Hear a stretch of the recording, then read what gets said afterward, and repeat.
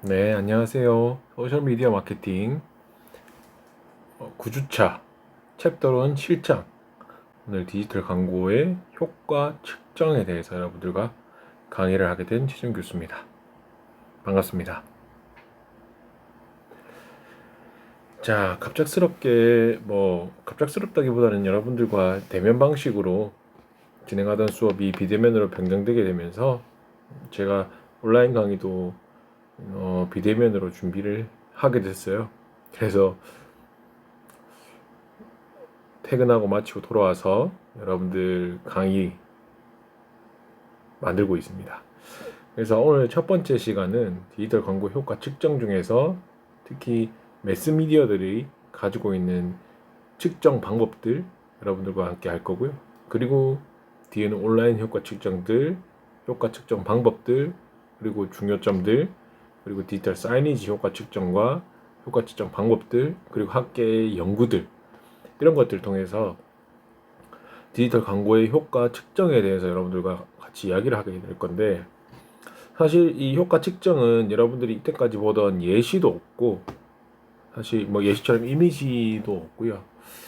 사실 조금 뻔한다면 뻔한 얘기고, 좀 학문적인 이야기가 많을 거예요.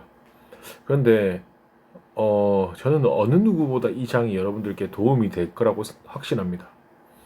왜냐면 실질적으로 마케터로서 여러분들이 사회에 나가시면 여러 가지 광고 채널도 매체들도 운영하게 될 거고, 그 매체적인 전체적인 마케팅 믹스도 짜보게 될 수 있어요.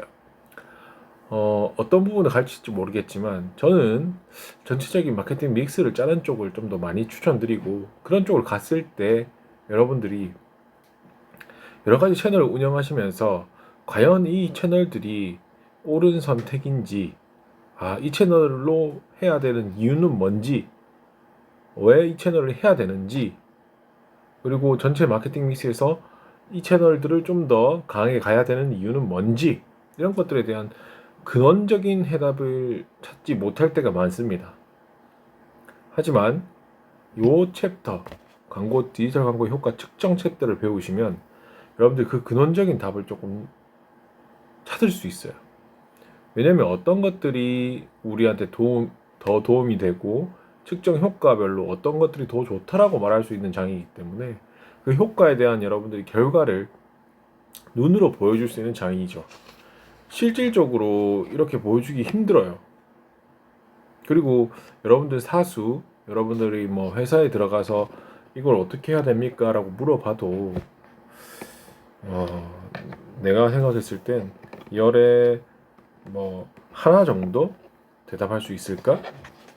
라는 정도거든요. 그런데 이게 여러분들 책에 다 나와 있어요. 그래서 여러분들이 쉽게 생각해 보시면, 여러분들이 마케팅 믹스를 짜거나 새로운 마케팅 채널을 아니면 새로운 미디어를 이야기하고 싶을 때 어떠한 결과가 있다, 어떠한 효과가 있다, 그 결과치는 측정하는 것들은 이런 요소들을 측정했다 라고 했을 때 여러분들 여기서 보고 하시면 된다는 거죠. 사실 어떤 걸 측정해야 될지 모르거든요. 여러분들 몰라요. 좋다더라 끝까지 되는데 어떤 것들을 효과 측정에 넣어야 되더라 라는 말을 진짜 하기 힘들어요. 그래서 전통적인 매체들의 효과 측정 방법들부터 여러분들과 확인해 볼 거고, 조금 더 발전된 인터넷 측정 방법들, 인터넷 광고 측정 방법들 여러분들과 확인해 볼 겁니다. 그래서 저는 이걸 뭐 다 외우시면 제일 좋겠지만 힘드실 거라고 믿고, 여기에 있었다는 것만 기억해둬도 여러분들 마케터로서 엄청 도움이 되는 장이 될 겁니다. 그래서 광고 효과 측정 어디 있더라? 아니면 이런 채널 광고 효과 측정 어떻게 하더라? 답답합니다. 누구한테 물어봐야 될지도 몰라요. 인터넷 찾아봐도 제대로 안 나와 있어요. 이런 수치적인 값들로 안 나와 있다고. 요인 값들로.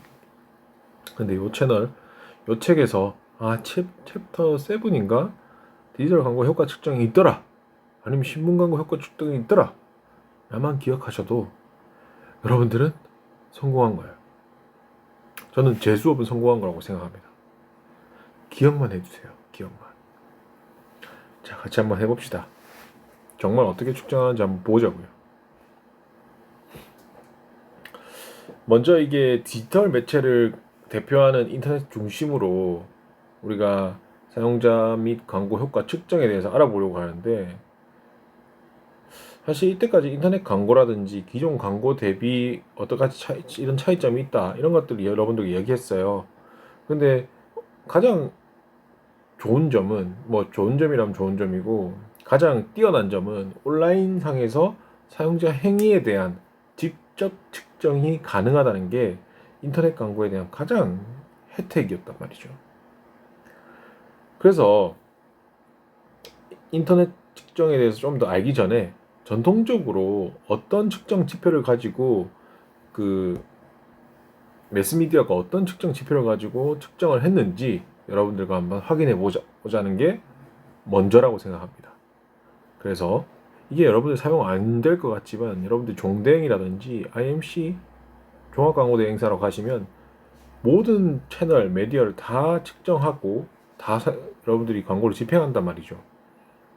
여러분이 더 높은 자리에 올라가면 올라갈수록 그런 것들을 더 경험해 볼 수 있습니다.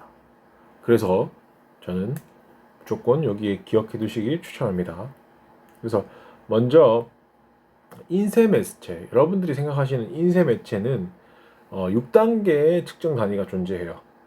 첫 번째 발행 부수부터 마지막 단계인 반응 함수까지, 이게 더 우측으로 갈수록 1단계에서부터 6단계로 갈수록 우리가 측정 정확성과 더 정확하고 타당성이 높아요. 그래서 더 고급 정보라고 보시면 되거든요. 그래서 각 단계별로 여러분들과 함께 한번 살펴볼게요. 먼저 발행 부스입니다. 여러분들 잡지, 신문사 보시면은 매체의 발행 부스를 매우 중요시 여깁니다. 왜냐면 이걸 부풀려 발표할 정도로 그게 한때 커뮤니티에 많이 이야기가 나왔죠. 그 조선일보가 발행하는 부수가 실질적으로 소비자가 발행하는 부수가 아니다. 왜? 실질적으로 발행은 하지만 그 발행 부수에 대한 사용성이 소비자가 보는 용도가 아니라 뭐 바로 포장하는 업체로 팔려 나간다거나 인터넷 페이지에서 바로 포장 그 원본 상태, 훼손되지 않은 상태의 그 매체들이, 신문들이 판매되고 있는 상품 페이지를 봤다는 거죠. 그래서 그것들에 대한 이제 커뮤니티들의 이야기들이 많이 난 적이 있었어요. 그래서 그런 것만 보면 이 조선일보가 잘못했다는 게 아니라 많은 업체들, 잡지들, 신문사들이 발행 부수를 부풀려 발표하는 경우가 진짜 많습니다. 왜냐하면 발행 부수가 많으면 많을수록 어떻겠어요? 사람들이 많이 본다라고 판단하잖아요. 우리는 10만 부 발매합니다. 우리는 300만 부 발매합니다. 어디다 광고하시겠어요? 300만 부에다 광고할 거란 말이죠. 그래서 발행 부수가 많으면 많을수록 광고주한테 인기가 많아요. 거기다가 더 많은 광고 수익을 얻을 수 있어요. 뭐 300만 부 광고하는데 우리는 이 정도 금액은 받아야 됩니다. 300만 명이 보니까요. 할 수 있잖아요.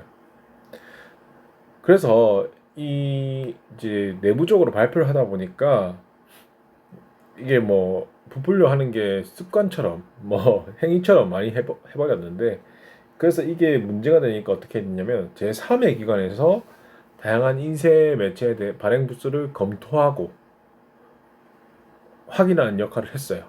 그래서 미국 같은 경우에는 ABC라고 해서 그 발행 부수에 대한 객관적 정보를 알려주는, 인쇄 매체에 대한 객관적 정보를 알려주는 곳도 있고, 우리나라 같은 경우에도 한국 ABC 협회라고 해서 있습니다. 똑같이 있어요. 거기 들어가 보시면 여러분들 발행 부수에 대해서 확인해 볼 수 있습니다. 그래서 일반적으로 가장 많이 고려되는 광고 매체 효과, 매체 광고 효과를 일반적으로 가장 많이 고려하는 게 발행 부수라는 거죠. 하지만 이게 발행 부수 기준으로 측정하려면 여러분들이 광고 효과가 있구나, 발행 부수 기준으로 측정하려면 문제가 생겨요. 뭐냐? 첫 번째 문제는 아무리 공신력 있는 업체가 하더라도, 매체량 조사 기구가 하더라도 어떻겠어요? 100% 확신 안 되는 거예요. 100% 확신 안 돼요. 어떻게 다 알겠어요? 그 앞에서 지킬 수 있는 것도 아니고. 그래서 매체사들은 이 대외적으로 알려지는 발행 부수를 높이기 위해서, 늘리기 위해서 훨씬 더 높게 발행한다, 더 많이 발행한다, 구독한다 고 말하고 있어요. 그리고 발행 부수대로 돈을 지불하고 신문이나 잡지를 구독한다고 해도 어떻겠어요? 다 보는 거 아니잖아요. 실질적으로 효과가 있는지 측정하려고 한다. 다 본다고 생각하세요? 다 보지 않잖아요. 상당한 문제가 생기는 거죠. 그래서 발행 부수로 많이 측정합니다. 아직도 여러분들이 발행 부수 이야기를 많이 들을 거예요. 두 번째 측정 지표는 열동률이에요. 열동률인데 매체 노출이라고 많이 하는데 실제로 잡지나 신문을 구매해서 읽을 때 몇 명이 정독을 하는지, 진짜 정독에 대한 이야기예요. 그래서 열동률이라는 것도 있고요. 여러분들이 알고만 계시면 될 것 같습니다. 이런 걸 기준으로 하는 데도 있어요. 그리고 광고 노출에 대한 이야기도 있습니다. 소비자들한테 우리 매체가 노출된다고 해도 실제로 광고가 노출되었는가는 또 별개란 거죠. 우리 신문사도 광고를 보지 않을 수도 있잖아요. 그럼 잡지사도 광고 안 보고 내가 원하는 내용만 볼 수도 있죠. 생각나실 거예요. 그래서 실제 광고가 얼마나 소비자한테 노출됐는지 측정하려는 광고 노출의 단계도 있다는 거죠. 그리고 광고 인지의 단계도 있습니다. 광고 인지는 사람들이 이제 매체를 접했어요. 그리고 특정 광고가 노출됐다고 하고 생각하고 있어요. 그래서 어떤 제품의 광고고 내용이 어땠는지 기억하지 못한다면 광고가 효과가 없었다고 말할 수 있을까요? 말할 수 없다는 거죠. 광고 인지 단계가 그 단계입니다. 광고 우리가 봤지만 어떤 내용인지 기억하지 못하는 광고들도 되게 많습니다. 그래서 광고 인지는 여러분들이 광고 노출된 사람들이 해당 광고를 인지하는지 아니면 인지하지 못하는지 확인해보는 단계라는 거죠. 다섯 번째 단계는 광고 해상입니다. 측정하는 단계는 해당 광고를 보았고 인지해요. 해당 광고를 봤다, 인지했다. 그리고 여기서 좀 더 나가서 그 광고의 내용을 기억하고 있는지를 파악하는 단계, 광고 해상 단계입니다. 이걸로도 측정을 해요. 그리고 마지막으로 반응함수 단계입니다. 반응함수. 마지막 단계인 반응함수는 제가 아까 말씀드렸죠. 6단계로 갈수록 좀 더 정확하고 효과가 있고 좀 더 이거에 대한 정확한 측정 지표가 될 수 있다라고 말했습니다. 이 반응함수라는 건 여러분들이 소비자들이 우리 광고를 낸 매체를 봤어요. 그리고 매체를 봤을 때 이제 소비자가 과연 어떤 거냐면 광고주가 의도했던 대로 광고 목표대로 반응하는지를 확인하는 거죠. 그래서 예시를 들면 우리 일간지에다가 어떤 업체의 광고를 한다고 예를 들어 봅시다. 그래서 우리는 집행 전에 우리 브랜드에 대한 이 잡지의 일간지 광고를 넣으면서 우리 브랜드에 대한 인지도라든지 해상도 이런 걸 높이려는 목적으로 광고를 진행했어요. 광고 집행했어요. 그리고 거기다가 제품의 구매를 의도를 높이겠다. 그리고 브랜드 선호도를 높이겠다. 이런 광고 목표가 설정됐을 때 이 광고 목표가 진짜 달성됐는지 아닌지 이 반응 함수에 통해서 실제 소비자의 숫자로 확인하게 되는 거죠. 그래서 이런 6단계에 걸쳐서 인쇄 매체, 특히 인쇄 매체로 사용하는 측정 지표들은 이런 것들로 사용자를 측정하게 됩니다. 여러분들이 인쇄 매체 광고를 맡았어요. 인쇄 매체와 온라인 광고를 같이 미디어 믹스를 사용해서 광고를 짜봐라 라고 맡았어요. 그러면 어떤 것들로 인쇄 매체들이 이용해야 된다는 것들을 여러 가지 인쇄 매체 중에 왜 인쇄 매체를 이용해야 되는지 여러분들 이러한 기준으로 답을 하셔야 된다는 거죠. 자, 그럼 좀 더 발전시켜 볼게요. 여러분들 이때까지 본 거는 인쇄 매체였어요. 또 매스미디어에서 가장 강한 게 뭡니까? TV죠. 이 TV에 대한 사용자 측정 지표가 어떤 것들이 있는지 한번 보도록 합시다. TV는 인쇄 매체랑 많이 다르진 않은데 한 단계 더 있어서 7단계 지표로 나눕니다. 그래서 1단계부터 7단계까지 지표로 나누게 되는데요. 일단 첫 번째가 여러분들 TV로 인한 측정 지표를 잡을 때 첫 번째는 무조건 보유 세대예요. 발행 부수랑 같은 개념입니다. 그래서 얼마나 많은 가정에서 TV를 보유하고 있는지예요. TV를 보유하고 있는지. 얼마나 많은 가정이. 우리 뭐 4천만 명 중에 얼마나 많은 사람들이 TV를 보유하고 있는지부터 확인하는 겁니다. 두 번째가 Household Using Television, HUT입니다. TV 커버리지 나타내는 수치인데 이게 특정 시간에 TV를 켜놓고 있는 가구의 비율이에요. 어느 특정 시간에 TV를 켜놓고 있는 가구의 비율을 HUT라고 불러요. Householding Using Television. 그래서 200만 가구 중에 50만 가구가 TV를 켜놓고 있었다. 어떤 특정 시간에. 그러면 HUT는 몇 프로겠어요? 200만 중에 50만 켜놓고 있었대. 그러면은 25%죠. 25%, HUT는 25%입니다. 라고 말할 수 있어야 되는 거죠. 그래서 이 HUT가 의미하는 바는 우리가 TV 광고를 도달할 수 있는 잠재적 사용자의 크기, 이 정도 우리가 도달할 수 있다 라고 말할 수 있는 겁니다. 세 번째가 프로그램 노출이에요. 일반적으로 여러분들이 이 프로그램 노출이 시청률이라고 해당한다고 생각하시면 됩니다. TV 사용자 측정 지표 중에 가장 많이 사용되는 개념이고 여러분들도 많이 들어보셨을 거예요. 시청률이 얼마다. 그 내부적으로 뭐 프로그램을 진행하는 사람들도 이런 일들을 많이 하고 많이 지켜보는 거죠. 그래서 특정 시간 동안 특정 프로그램을 시청한 가구 또는 TV 매체 사용자 비율, TV 매체의 사용자 비율을 의미하는 거예요. 그래서 전체 조사 대상 중에 TV 보유 가구 수가 200만이다 아까 했죠. 근데 어떤 특정한 날짜와 시간에 20만 가구가 A라는 프로그램을 봤어요. 우리 TV 보유 가구 수가 200만이다. 근데 특정한 날짜 시간에 20만 가구 수가 A라는 프로그램을 봤다. 그러면 시청률 얼마다? 10%가 되는 거예요.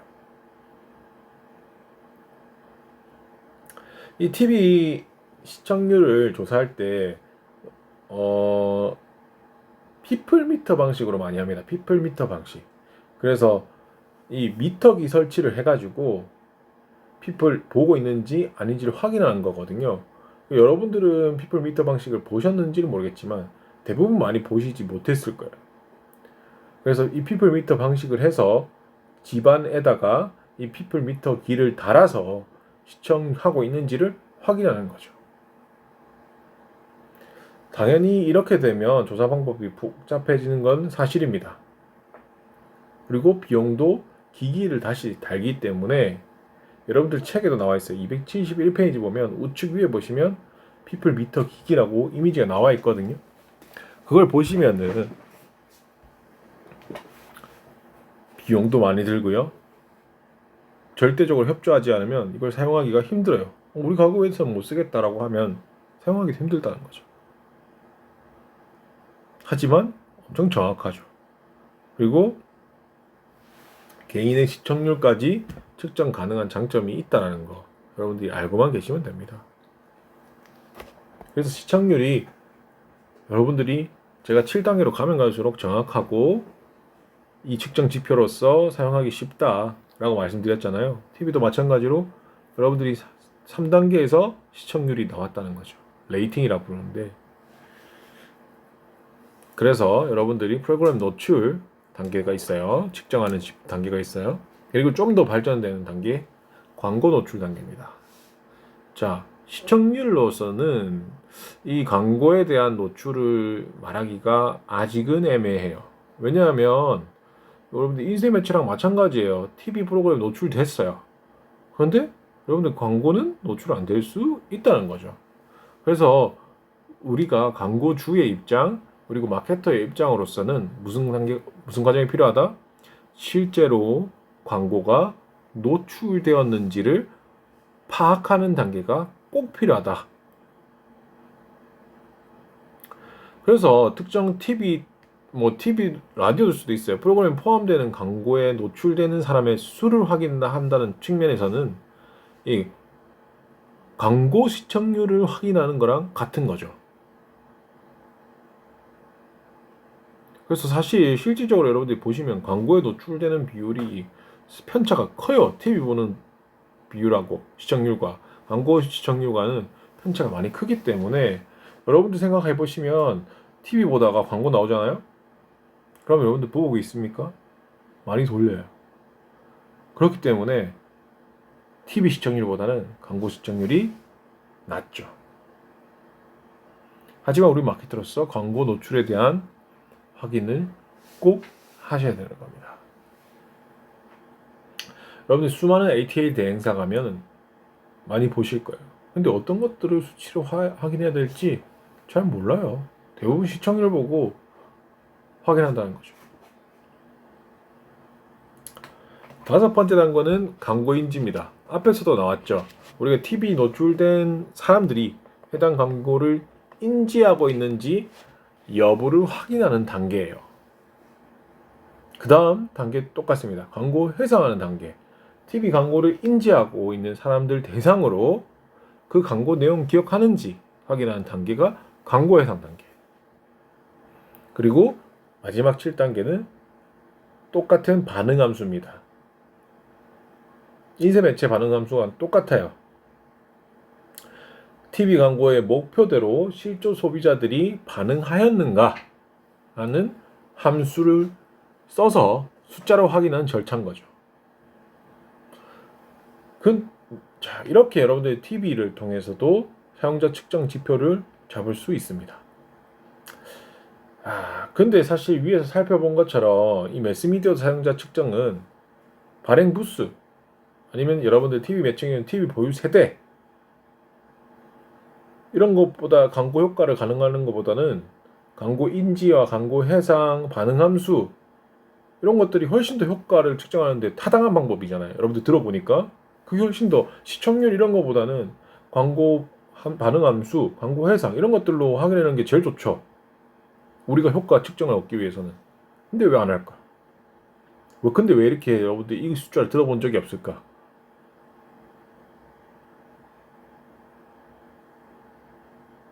현실적으로 어렵다는 거죠. 현재 우리가 얻을 수 있는 사용자 측정은 생각해 보세요. 열독률, TV 같은 경우에는 TV 시청률, 프로그램 노출, 많이 한다면 광고 노출 확인까지예요. 이 이상의 정보 얻고 싶다? 어떻게 해야 되겠어요? 별도 조사해야 돼요. 여러분들이 인지하고 있는지, 인지하는 대상으로 광고 내용 기억하는지 물어봐야 되잖아요, 사람한테. 그게 조사가 필요한 거죠. 그래서 우리가 조사를 하거나 다시 연구를 하지 않는 이상은 이 7단계의 값들까지 확인하기가 쉽지가 않다. 그만큼의 비용을 들여서 확인할 수 있냐? 라고 생각했을 땐 어렵다는 거죠.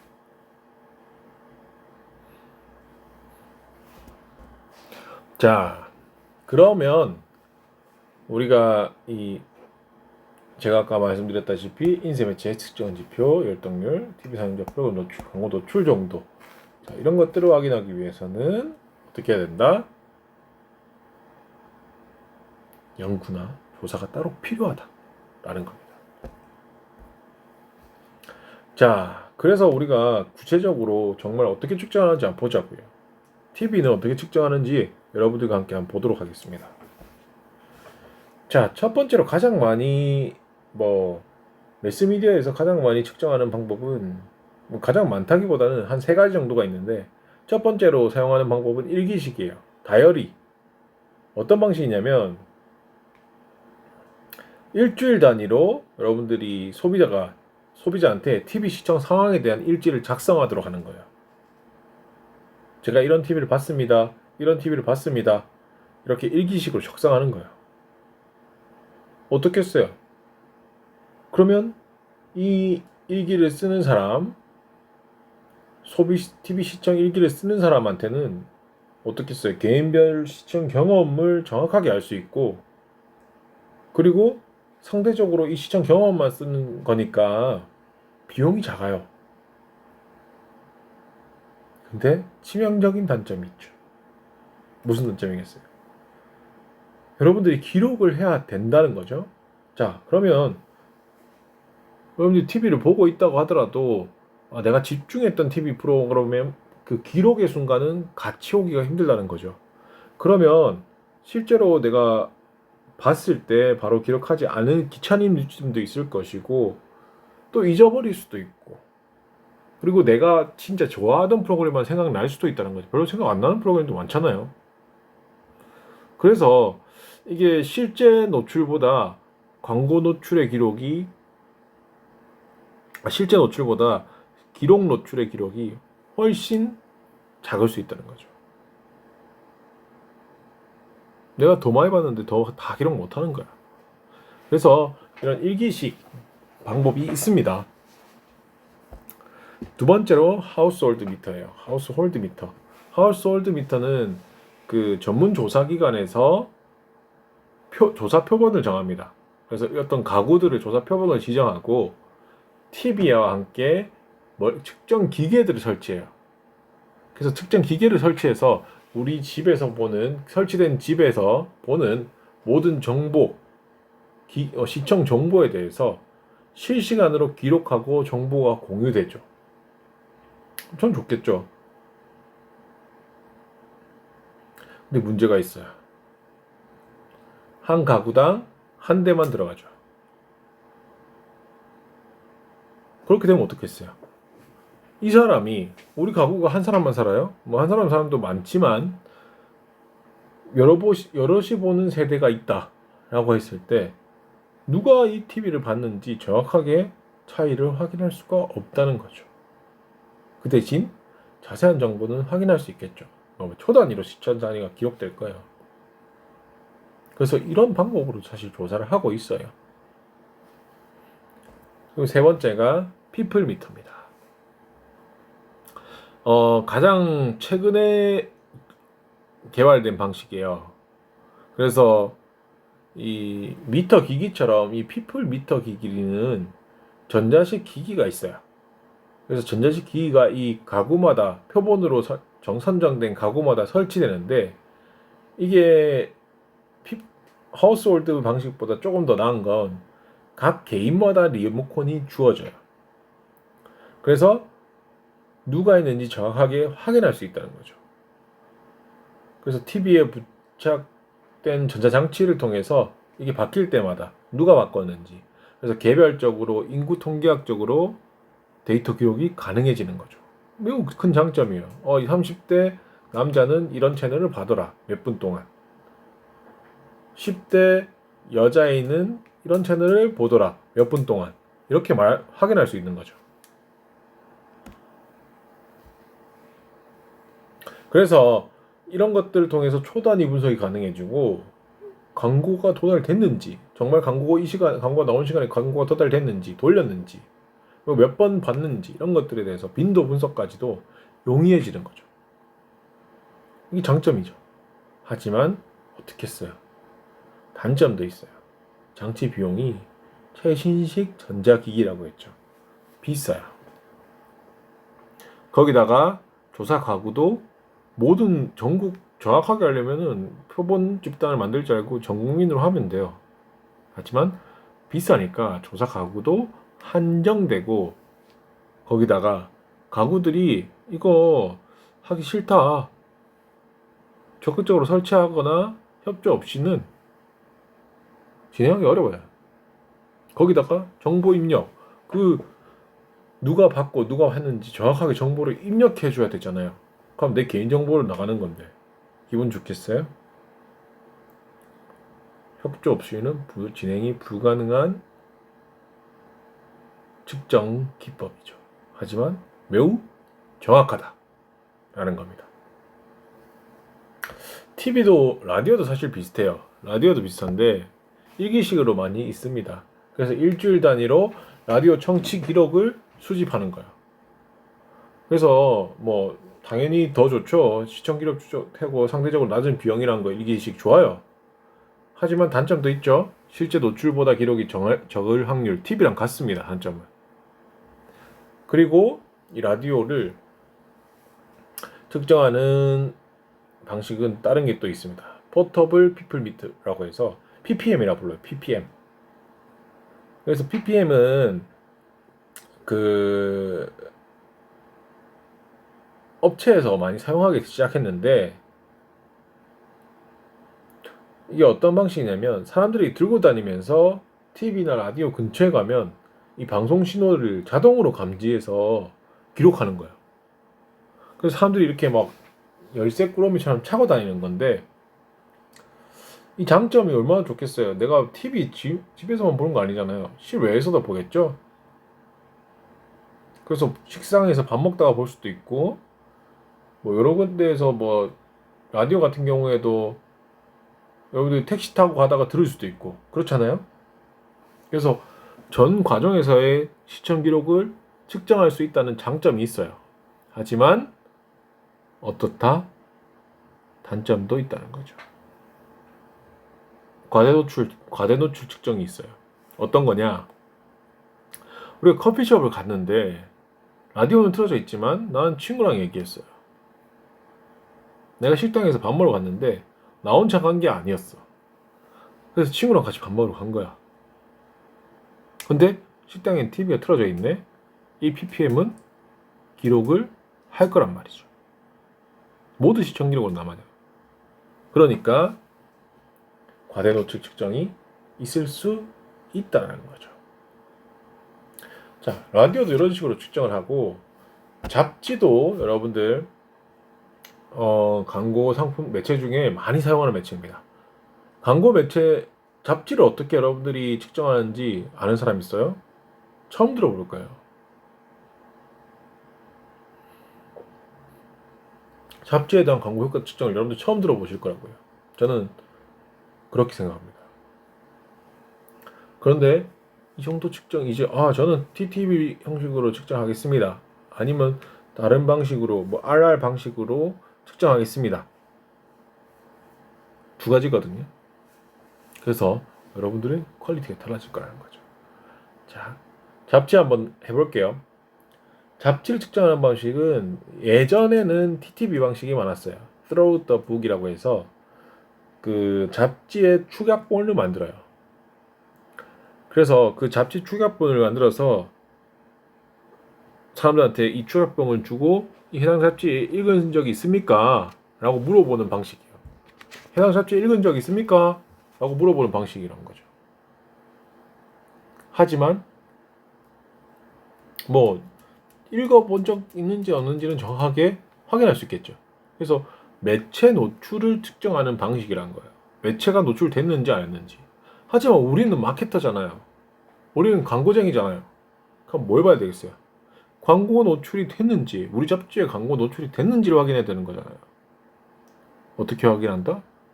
확인하지 못한다. TTV 방식으로는. 그래서 조금 더 발전된 방식이 RR 방식이에요.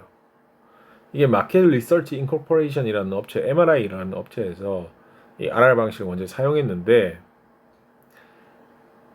아까는 축약본을 만들었잖아요. 이거는 잡지 첫 커버를 보여주고 이 해당 잡지를 보신 적 있습니까?에 대한 질문 반응이에요. 하지만 이 방식은 뭐 매체에 대한 판단은 가능하지만 이 방식도 어떤 게 문제다? 광고 노출에 대한 측정은 따로 없다. 그래서 조금 더 발전한 건 제작 비용이라든지 축약본 만들 필요 없으니까 제작 비용이라든지 시간은 절감된 거죠. 하지만 아직도 광고 노출에 대한 측정은 없다라는 겁니다.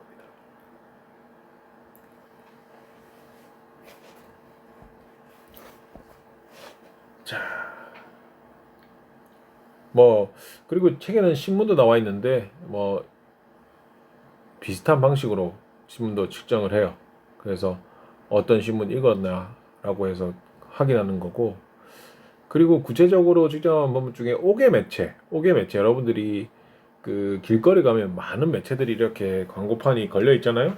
그 옥외 매체들도 측정할 수 있냐라고 했을 때 측정 가능합니다. 자, 어떻게 측정하냐?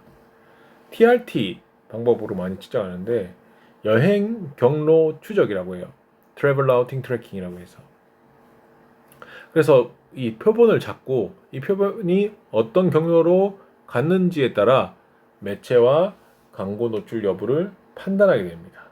그래서 특정 지역에서 어느 운전자가 하루 동안 운동하는 이동 거리를 추적하는 거죠. 그래서 그 경로에 있는 5개 매체들을 다 카운팅하는 거예요. 몇 개 있는지. 그래서 실제로 노출됐는지는 확인하는 게 아니라 지역에 지나갔다는 것만으로도 노출되었다라고 봅니다. 그래서 이 수치를 확인하는 기준은 사실 어떤 기준에 근거하냐면 광고 노출의 기회에 근거해요. 그런데 실제로 여러분들이 5개 매체를 안 보고 진행할 수도 있잖아요. 근데 이 광고 노출의 기회는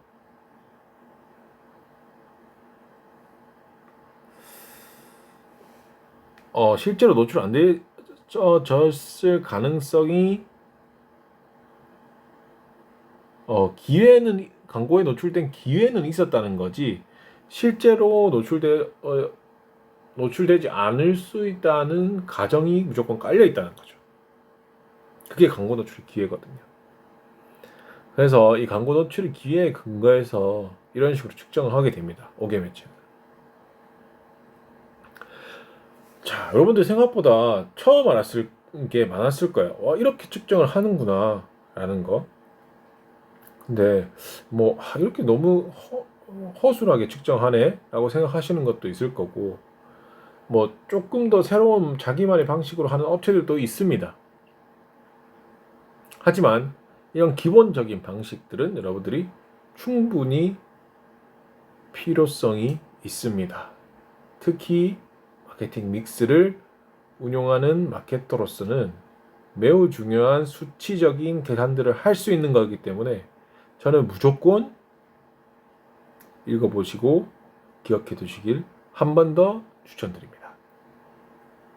네, 첫 번째 시간은 이렇게 해서 여러분들 매스미디어에 대한 광고 노출 측정에 대해서 여러분들이 어떻게 하는지 한번 같이 확인해 봤어요. 두 번째 시간에는 드디어 여러분들이 사용하시는 인터넷 사용자 측정에 대해서 여러분들과 같이 강의하도록 하겠습니다. 첫 번째 시간 고생 많으셨습니다.